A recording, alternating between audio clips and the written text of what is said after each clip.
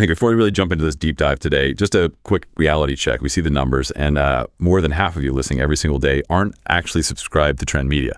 Look, you're clearly here because you want the real story, right? And we're committed to delivering that without any corporate cash, zero media bias, just, the facts they try to bury under the headlines. So please take a second, hit that subscribe button right now. It really helps us grow this space. Let's build this thing together. All right, let's get into it.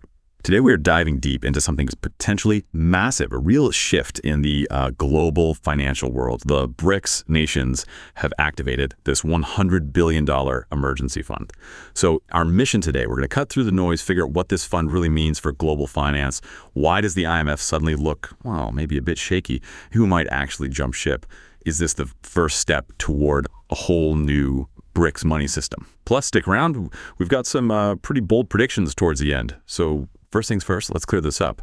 Did BRICS really just launch a genuine, viable alternative to the IMF? Or is this more symbolic, political posturing? Oh, it's absolutely real. Yeah, this isn't just some theoretical idea anymore. It's a $100 billion emergency fund. Signed, sealed, delivered, initiated under the BRICS Plus coordination. Okay, $100 billion. That's serious money. It is. And what's really interesting, I think, is how it's designed. Its core principles are, well, quite different. How so? For starters, lending happens in local currencies, explicitly not in U.S. dollars. Right. That's a big departure. It's huge. And the point is to shield BRICS nations from those IMF conditionalities, the strings that always seem to be attached to IMF loans. The austerity measures, the privatizations, that kind of thing. Things that often feel like they undermine sovereignty. This BRICS fund aims to replace what critics often call, debt trap diplomacy, where loans basically trap countries. Instead, they're aiming for what they call member-friendly stability. It's a fundamentally different approach. Someone put it quite well. The IMF wanted to restructure the global south. BRICS wants to rescue it. Rescue versus restructure. That's a powerful way to frame it. It definitely highlights why some countries might find this appealing. Precisely. It directly addresses those long-standing criticisms you hear about the traditional lenders, about the power dynamics involved. Okay, that makes sense as a philosophical difference. Yeah. But let's talk practicalities. Is the IMF actually fragile right now? Or is it just, maybe a bit old-fashioned in a world that's changing fast? Well, it's more than just being outdated, I think. There's a deeper issue here. The perception, and it's a strong one in many places, is that IMF loans often come bundled with U.S.-centric political demands. Okay. And that has led to a serious erosion of trust. We're talking significant loss of confidence across many nations in Africa, Asia, Latin America. They feel the deck is stacked, basically. Can you give examples? Where is this playing out? Look at the IMF's last couple of really major programs, Pakistan and Argentina. Both are, frankly, either collapsing under the terms or now being directly challenged because this new BRICS option exists. They have somewhere else to potentially turn. So it's not just about the money itself, but the conditions and maybe the perceived fairness. Exactly. It points to something deeper. The power collapse, if you want to call it that, isn't purely financial. You could almost say it's moral. It's about the perceived legitimacy and fairness of the whole system. A moral collapse. Yeah. It's a strong term. Well, it reflects the feeling that the power dynamics are just too skewed. That assistance comes with demands that feel imposed, not negotiated. It breeds dependency, not partnership. Right. And so for you listening, this kind of environment, this trust deficit, it naturally creates an opening, doesn't it, for alternatives like what BRICS is proposing? It absolutely does. Nations are actively looking for financial structures that feel more aligned with their own sovereignty and their specific economic needs, not just a one-size-fits-all package dictated from outside.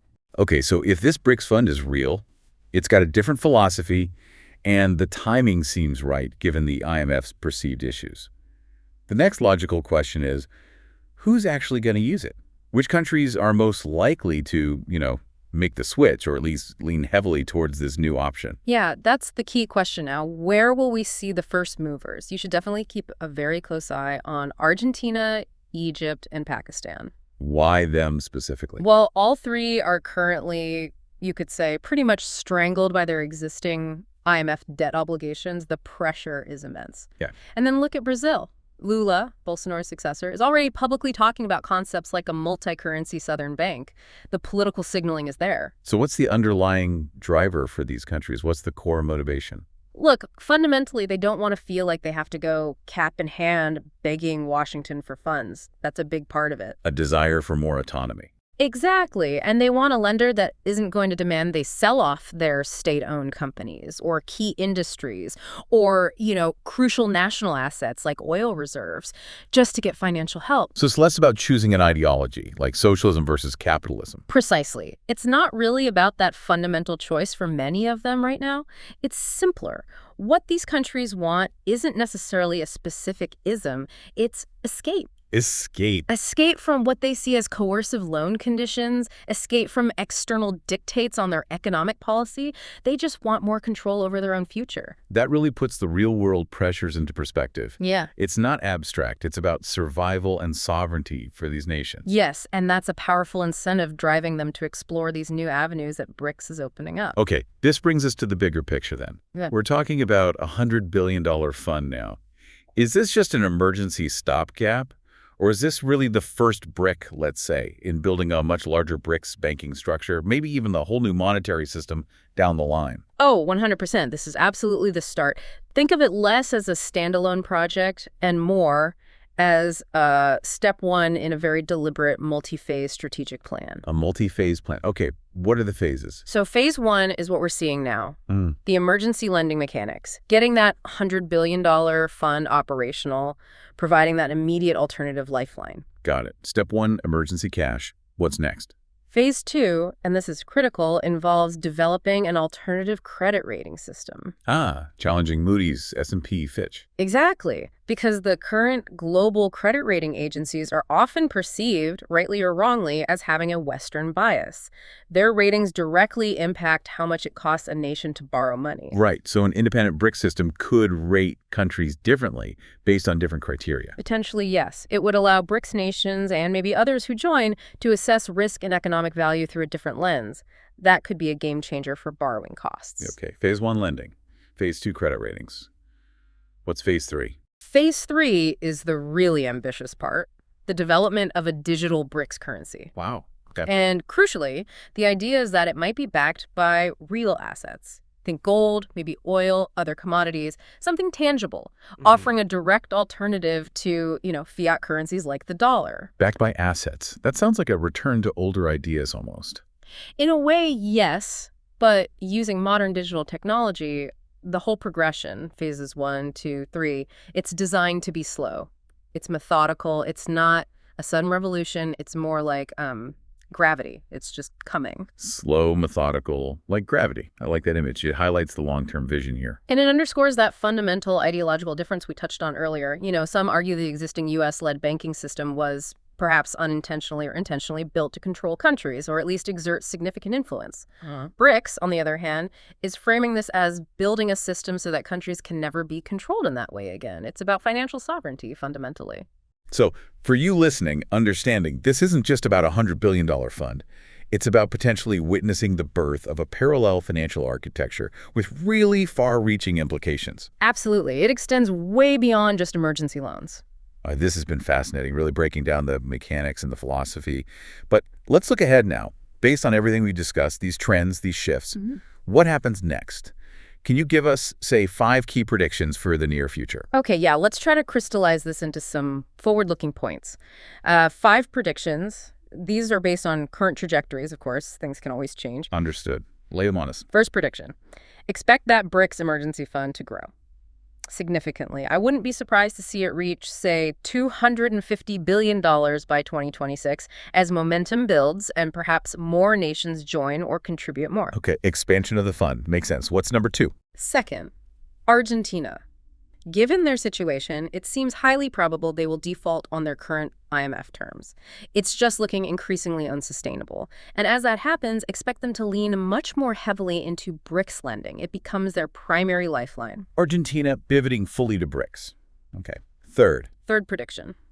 Look out for the emergence of what you might call a shadow SWIFT system by, let's say, mid-2026. A shadow SWIFT, so an alternative to the main global banking message system. Exactly. SWIFT is the network banks use for secure cross-border payments.